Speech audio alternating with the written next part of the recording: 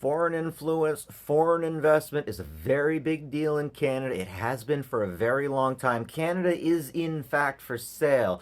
It's not for sale to Trump, though, or the Americans. It's on sale to whoever has the most money financially and wants to enter it into any market. Snow washing's a big deal.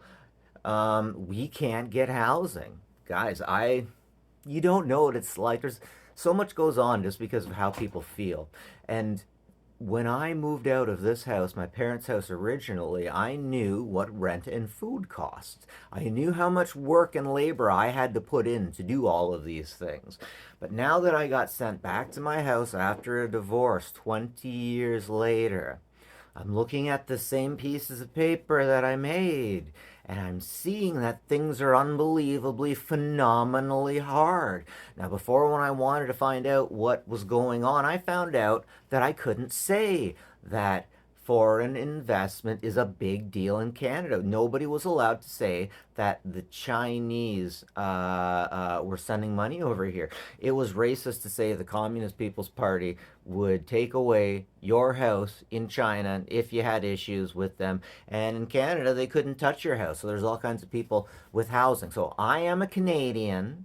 I can't afford housing. Housing has been sold. Do you understand, rich people? Housing has already been, Canada has already been sold, and I am furious about it because I strongly feel like I will never get back into rotation of being able to own a house. And what really gets me is everyone gaslights me and tells me everything is just as easy as it has ever been, particularly the boomers. I have had to frankly stop talking with some of my family members who I have always gone to at the worst possible times because the advice that they give isn't working. It's as if they're telling me advice for a different universe.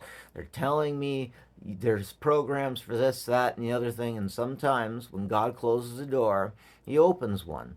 There's also some situations where those same Christians have been gone to places they shouldn't have, or the place they went to didn't like them, and they were locked in their places, and all the doors were closed, and if any of the windows were open, well, they were going to burn the church down, and if any of the windows were open, they were going to shoot those people. These are realities that happen. I can't tell you how furious I am with rich Canadians wearing hats that say Canada is for sale. Sir, Canada is dead. It's dying like a tree from the root to the top.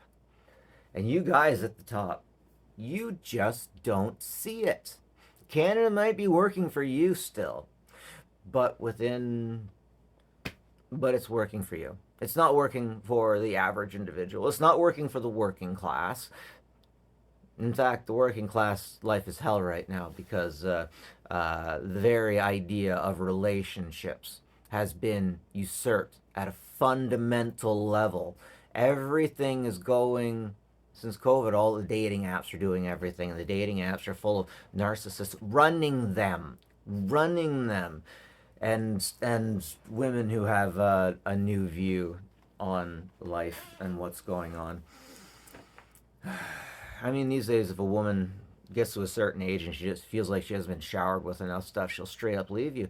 But I knew whatever was before boomers, and there was one woman, only one man ever came to see her, and she told me that in her weaker hours. Only one man ever courted her, but she was true to that man to the end. These days, we literally sign contracts and make promises to our creator that we just walk back on just like that because things weren't what we thought they would be. Guys. Okay, so Canada, this relationship isn't what I thought it would be. I thought that if I just did my work and paid my taxes, that the people running the place would be interested in me and would want my best interest, but they're not. They're not. Not only did I tell them that this issue that was coming, not only did I telegraphed the issue was coming. I telegraphed. Nobody said or did anything. I can't tell you how it killed me when Trudeau said housing isn't a federal matter. whose matter is it? Whose matter is it, guys? If the children can't feel the warmth of the village, they will burn down the village to feel warmth. We are quickly getting there. Canada has been sold. There's a guy, I think his name is Mike Myers, over on SNL, wearing a shirt saying Canada's not for sale. Move back to Canada. Get off SNL. Stop sucking at the teat of Hollywood. That's freaking destroying. Now, I feel bad for saying this. That's like the first step to freaking destroying the family. The first step to chaos. All of the Epstein and Weinstein, like, this is a guy that probably knew about Epstein and Weinstein. What really pisses me off is the women that give me shit for being like them because I'm white and male. Don't give him shit about it because he's cute and a comedian.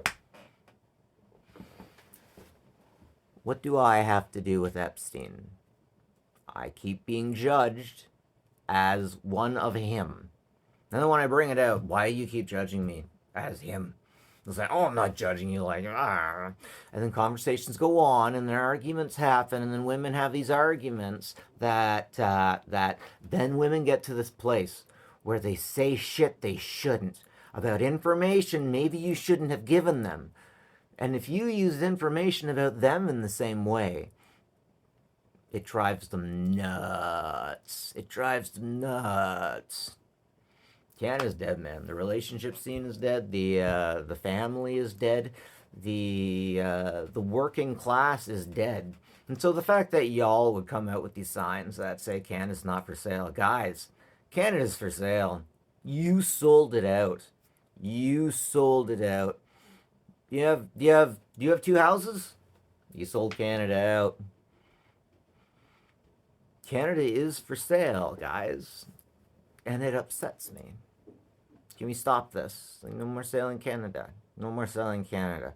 Let's go back to making foreign ownership extra expensive because I can't get a house on labor.